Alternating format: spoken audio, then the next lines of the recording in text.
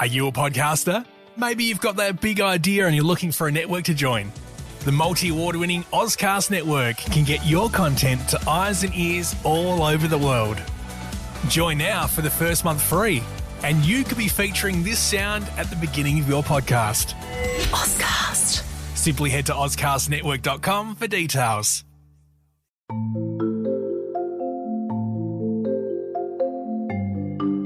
Thank you for downloading and listening to This Pathological Life. If you're interested in continuing the story, we have a second series called This Medical Life. Please download it and subscribe now. Dr. Travis Brown, why do we need a podcast called This Pathological Life? Every disease has its own story to tell, so we're going to tell them.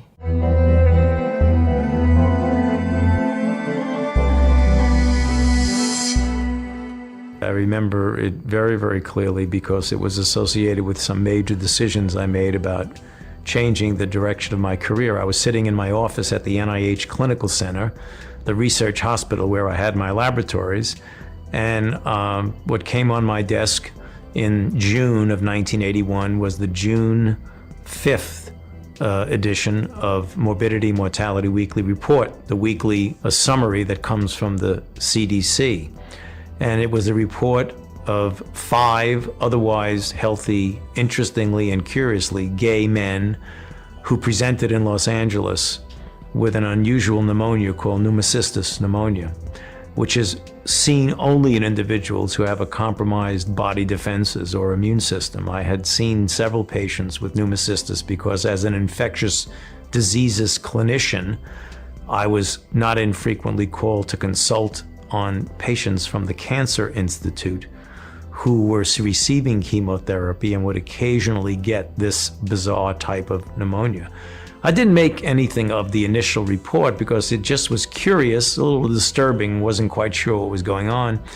And then exactly 1 month later, on the 4th of July of 1981, another edition of MMWR landed on my desk as it does every week, and I read it. And now this was an additional 26 men, again, curiously, all gay men, all previously healthy, who presented now not only with Pneumocystis pneumonia, but also with a strange cancer called Kaposi sarcoma and other infections. And it was at that point that I fully realized and knew, and I actually remember getting goose pimples about it because saying, oh my goodness, this is a new disease.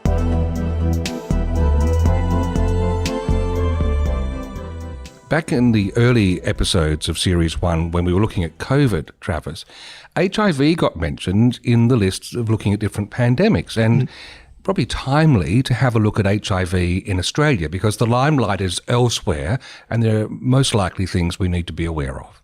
There are. HIV is one of those ones, you think about it, and it's interesting from a hindsight perspective to think, oh, that happened.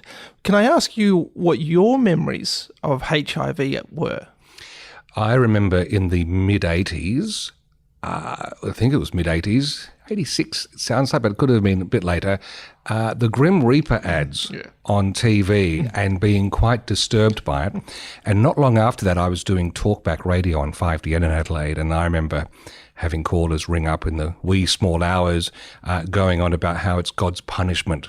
Right. So yeah, that was the sort of mix of those early ideas. Yeah, and that's my memory too, as that, that is such a polarizing ad. I wonder if it'd ever be released again, because they even talked about, was it as effective as what they think? If you haven't seen it, search for HIV ad Australia, 1980s. It just comes up on YouTube, and you don't forget it once you've seen it. But look, it's an amazing time because, well, HIV, what we know about it is most people believe it started in 1981. So, and what happened at this point in time was the US started getting these mystery illnesses of these young, usually healthy men that were starting to getting these very strange illnesses, these very unusual illnesses that just don't affect young, healthy people.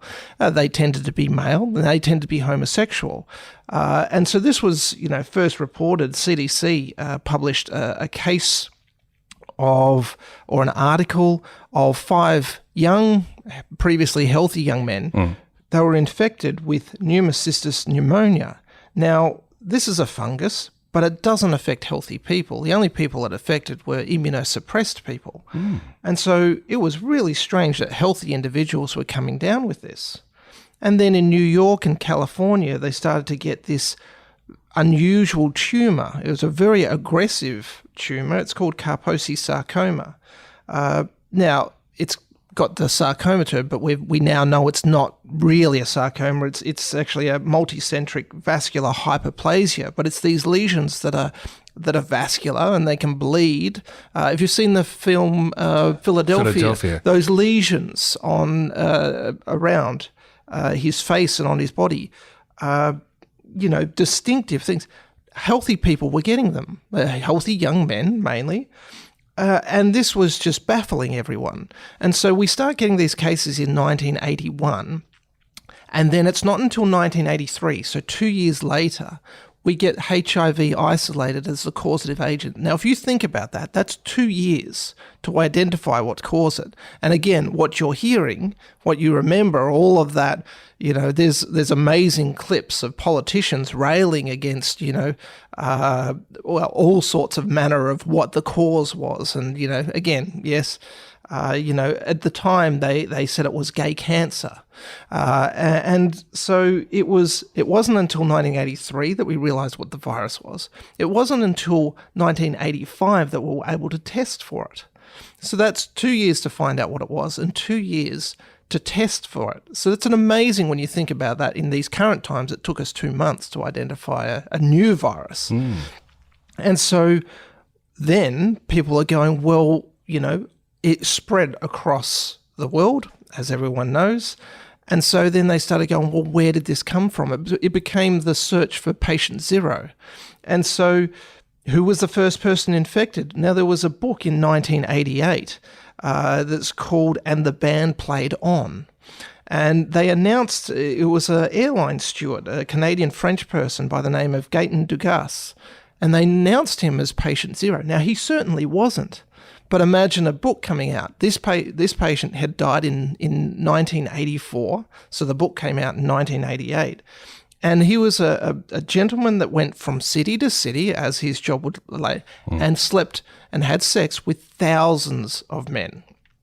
And he knew when he was dying of AIDS, and he went out and intentionally infected other men. So he was a super spreader who was also turned malicious and got really angry, and they named him.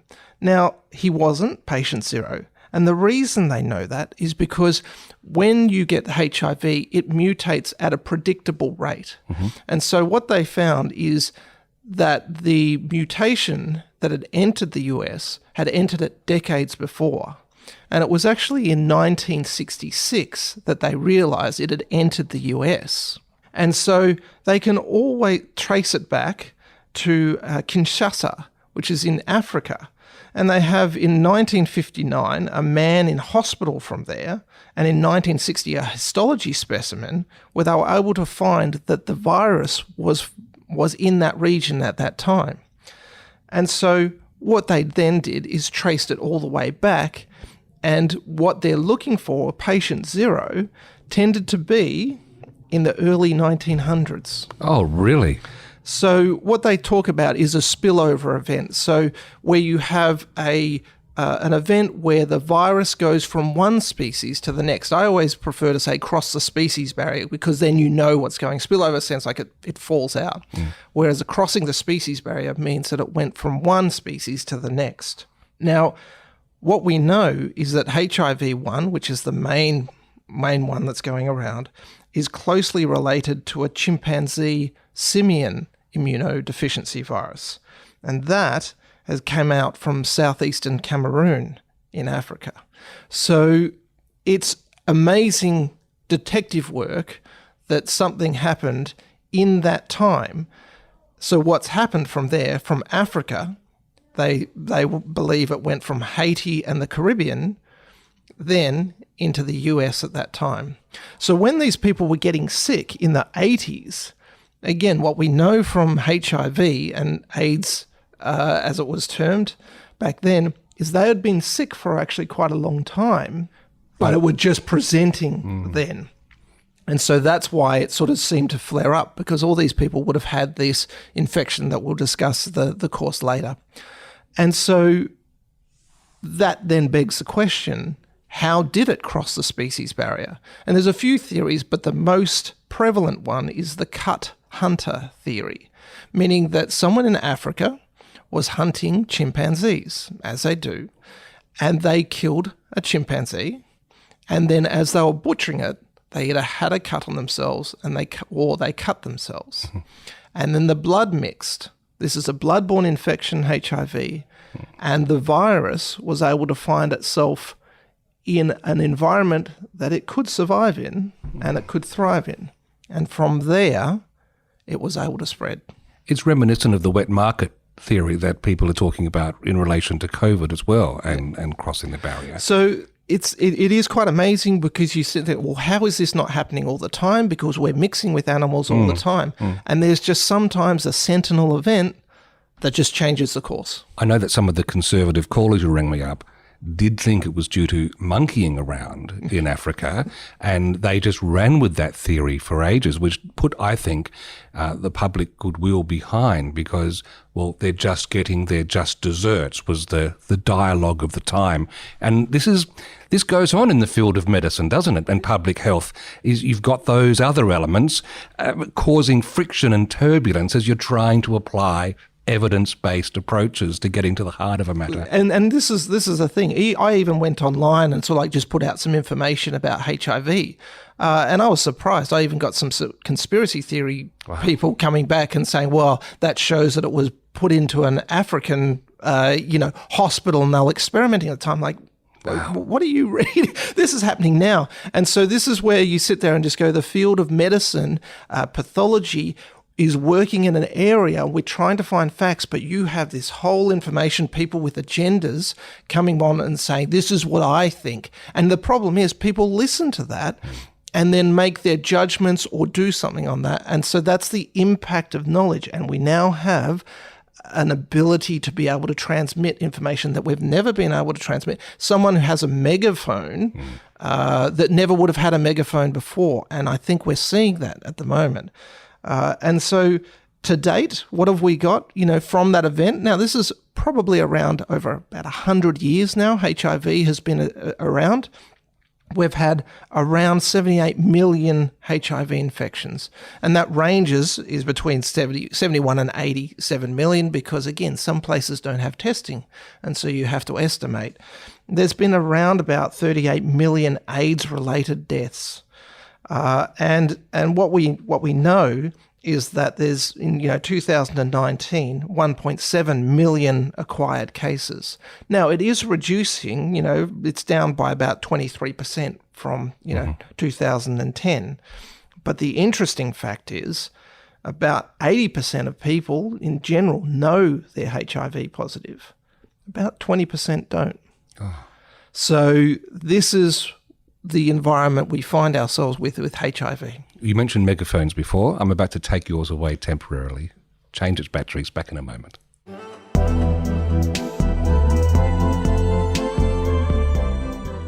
4 out of every 1,000 college kids is now HIV positive. A lot of parents are getting very angry. We come to thank God for the life of Phil Howard, for all that he meant to all of you. San Francisco's gay community, once the capital of gay liberation, has become a community of young men who spend much of their time dealing with death and dying. Lord, have mercy. Many people compare the experience of living through the AIDS epidemic to war. In this city alone, AIDS already has killed more than 5,000 people. That is 3 times the number of people from San Francisco who died fighting in all the wars in this century. You feel very helpless. There's absolutely nothing you can do. Bob Ross publishes a gay newspaper called the Bay Area Reporter. Every week he prints obituaries of at least a dozen people in the area who died of AIDS. It's a Holocaust in the sense that, it's some group is attacking our entire community, and no one seems to give a damn. And people say it's like old age, but the difference is that my parents are in their 70s, but they don't know 6 people who died last month, and half of their friends aren't in the hospital. Right, you've set up the history and the background for this discussion about HIV. Let's look more closely at the virus itself. Okay, so the virus is what we call a retrovirus. And what that means is it's an RNA virus. So we have DNA in our body. But for this virus to affect us and to get into our DNA, it has to reverse its reverse transcriptase. It has to convert it from RNA to DNA to get into our system and be able to propagate the virus.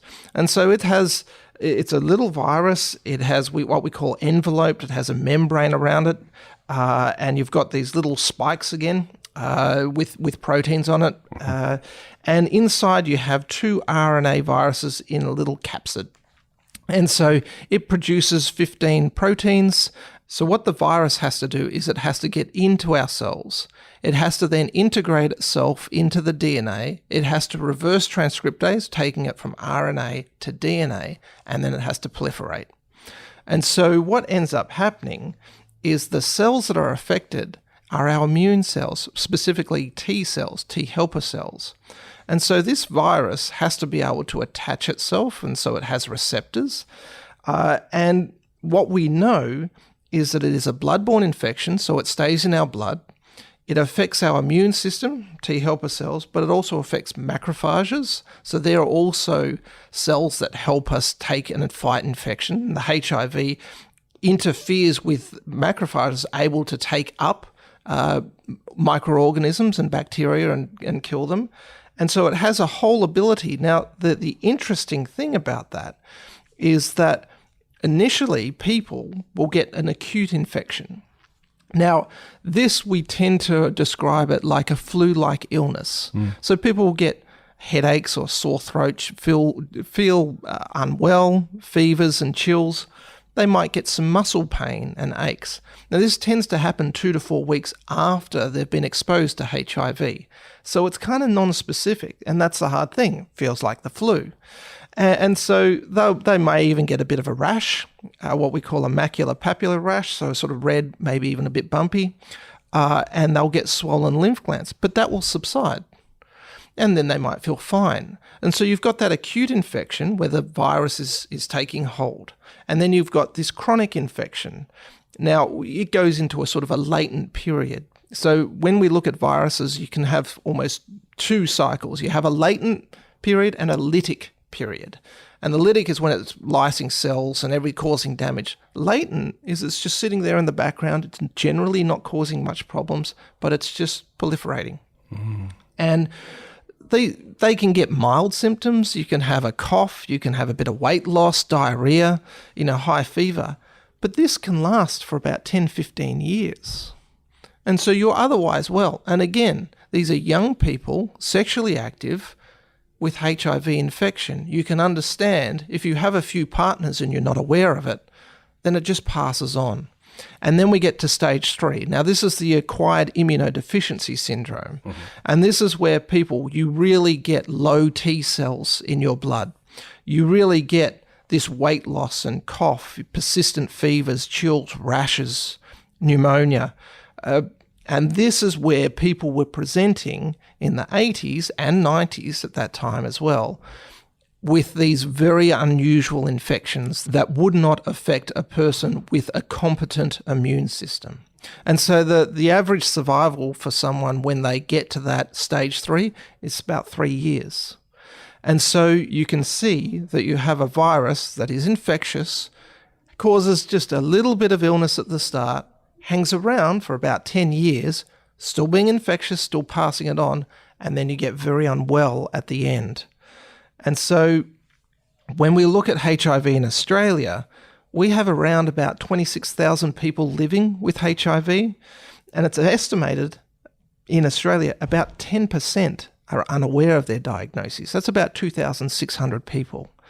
And so we have an average of about 1,000 new infections per year. That is reducing. It's about 900 to 800 as we progress. But since 1982, we've had about 36,000 diagnoses of HIV in Australia. And so where's the transmission? transmission is mainly 68% of transmission is men who have sex with men. Right. And so mainly in the gay community, there's also a little bit of men who have sex with men as well as drug use, about 5% is in that area. But 20% is heterosexual transmission. So again, there are people at higher risk, mainly people who have partners who have men who have sex with men for women. And then we're down to about 3% for IV drug users and then 4% unknown transmission, so we're not sure how they got it. The encouraging thing about this, if there is such a thing, is about 86% of these people are receiving treatment and 93% of these people are achieving viral suppression, which we'll discuss the significance of in a little bit later. But effectively what it means is that HIV has gone from being pre-1996 a terminal illness that most people died from to now a chronic disease that people are able to live with. And again, as you talked about, the first symptoms you get that are a little bit non-specific, again, my empathy for our GPs is at as high as it can. They have to do this detective work day in, day out. Yeah. You know. And so the great thing for GPs is to actually just have it in the back of the mind, thinking about it as a potential screening test. Is this person at risk? So, yeah.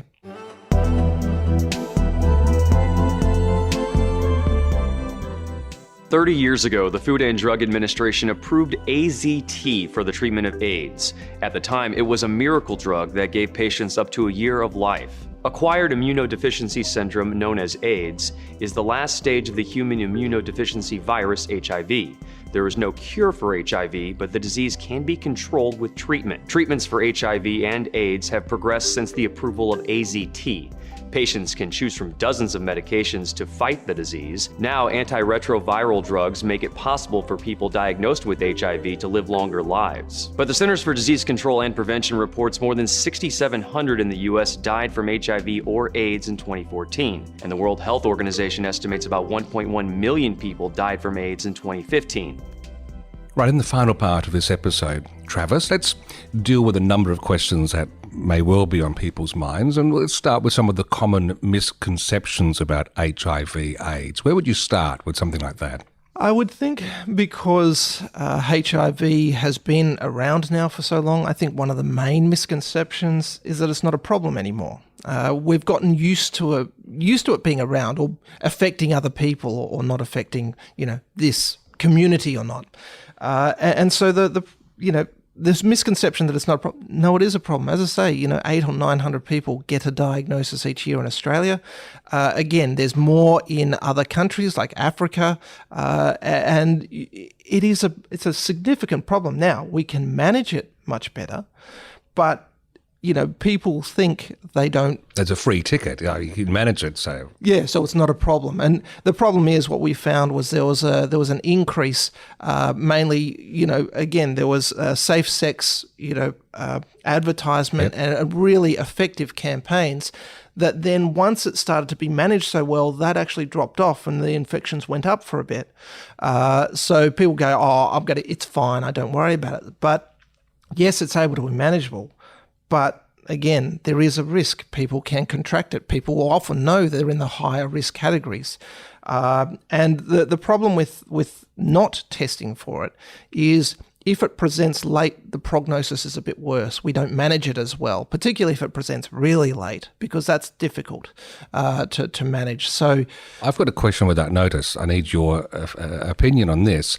There was a movement, I was quite aware in conversations going back in the late 90s in particular, when I was a young man in the dating field, there was the expectation that if you're going to settle down into a relationship with someone, either partner would want the other one to have an HIV test before they did anything untoward or quite toward. What do you think? Is that prudent? Look, it's an important discussion to have because, again, whilst we're discussing HIV, there's a whole bunch of other diseases that need discussion as well. Again, we're talking about HIV, but remember, sexually transmitted disease, gonorrhea, chlamydia, syphilis, you have herpes. There are, a whole bunch of other things that need discussion. So it's important to actually, win a new partner. And we know one of the risk factors is having a new partner. And sometimes they'll have contracted something that needs a discussion. So even providing that opportunity for someone to discuss it will probably be useful. Talking of discussions, though, I've heard a bit about ART or antiretroviral treatment. How does that work? So that's the treatment for it. So what we do have is for HIV, effectively what we're wanting to do is reduce the viral load to pretty much undetectable. What that means is in a testing scenario, we know you have HIV, but we can't see any of the virus in your blood. And so you can get thousands and thousands of copies in a normal HIV infection. The aim of the treatment is to bring that all the way down, and so that we can't detect it. And so the treatments nowadays, they used to be really difficult because you used to have these ones with horrible side effects, and people had to work out, do I go with the infection or do I have the side effects? Because they were that difficult to cope with. So the treatments now have become more effective. They're more convenient, and better tolerated. And so the whole thing about that is, once you have a diagnosis of HIV, it's actually managing it well, because once we get an undetectable level of HIV, your risk of passing that on is as low as it can be, without me saying nil. But that's what some of the studies say. There's almost no ability to transmit HIV when you have an undetectable level of virus.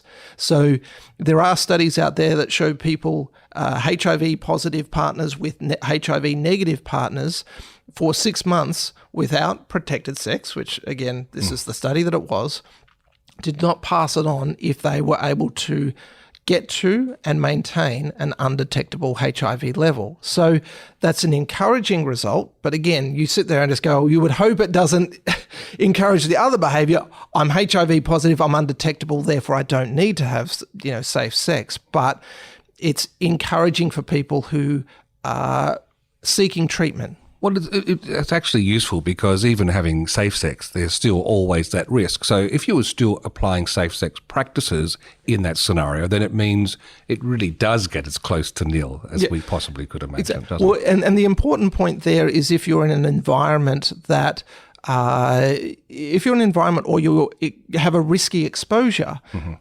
there is something called prophylaxis that you can take. So now it is time limited. So, if you have a sexual encounter or IV drug use, where you think, oh, that person may have, or you're not sure, you can actually take prophylaxis. So that's the PrEP.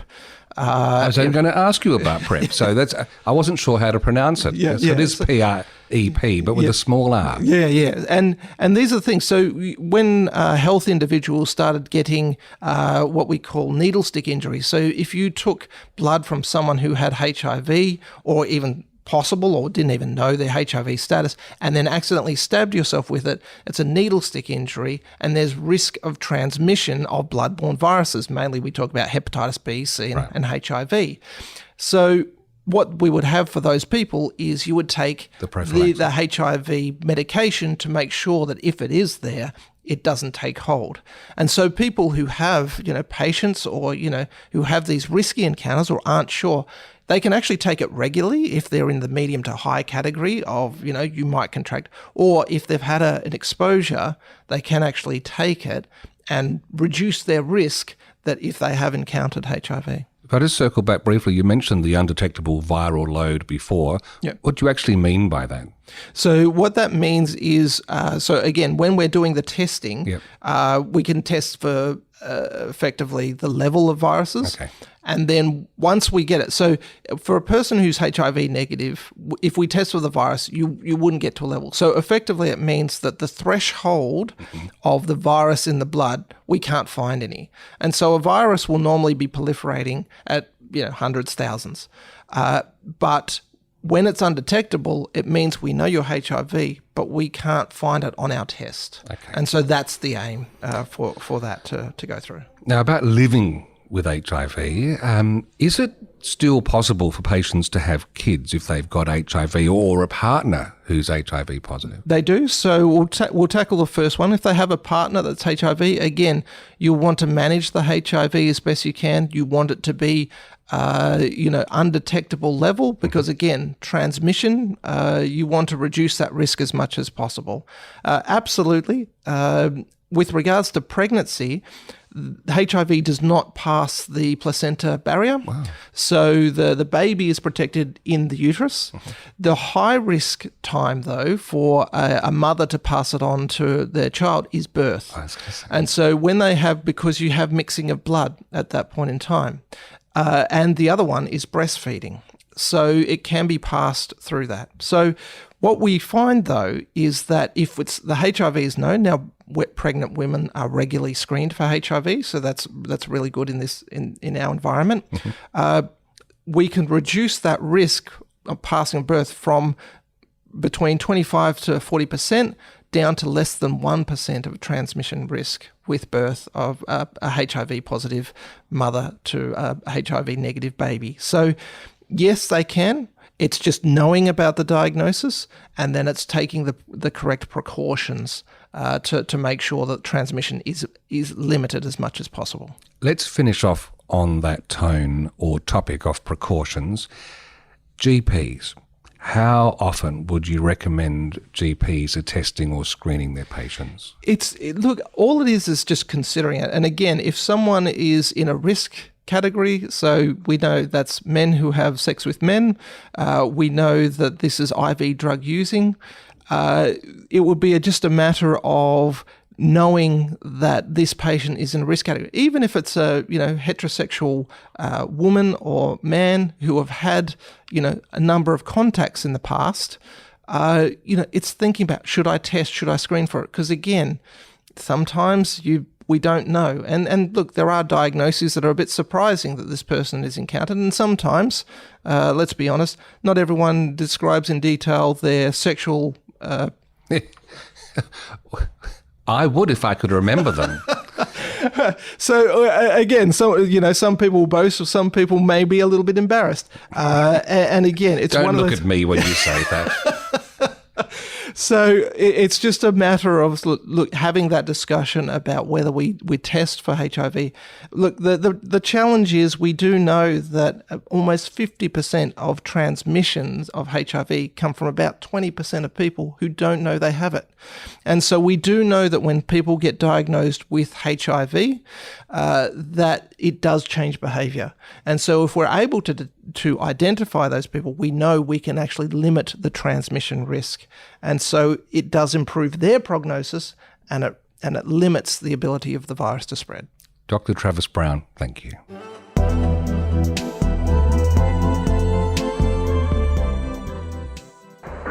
The fact is, over 50,000 men, women and children now carry the AIDS virus. That in 3 years, nearly 2,000 of us will be dead.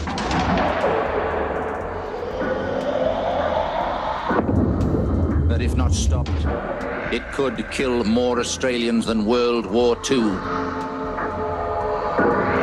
But AIDS can be stopped, and you can help stop it. If you have sex, have just one safe partner, or always use condoms.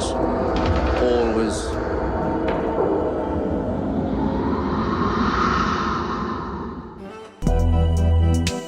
This Pathological Life is produced by ClinPath Pathology in South Australia. Episode notes, references and learning objectives, when applicable, can be found at thispathological.life.com.au. And you can contact the hosts on Twitter via @Dr. Travis Brown or @Steve Davis.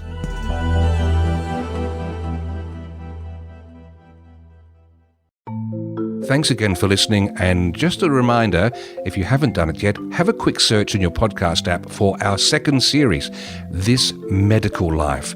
Dr. Travis Brown has rolled up some extra guests, some extra topics, and we continue the story there, and we'd love to have you along. Are you a podcaster? Maybe you've got that big idea and you're looking for a network to join. The multi-award-winning Ozcast Network can get your content to eyes and ears all over the world.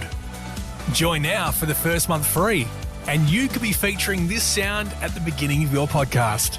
Ozcast. Simply head to ozcastnetwork.com for details.